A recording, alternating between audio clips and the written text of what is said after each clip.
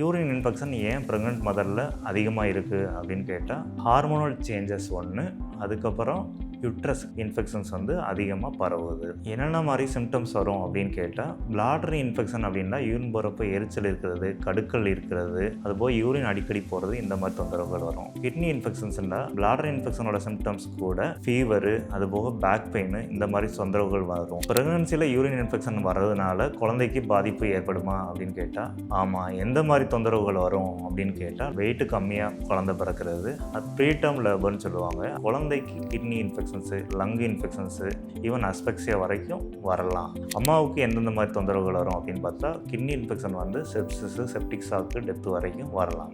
Healthy hygiene and healthy lifestyle, நீர்ச்சத்து நிறையா எடுத்துக்கிறதுனாலையும் ரொம்ப நேரம் யூரின் போகிறத அடக்கி வைக்காமல் கரெக்டான டைம் போகிறதுனாலையும் தடுக்கலாம்.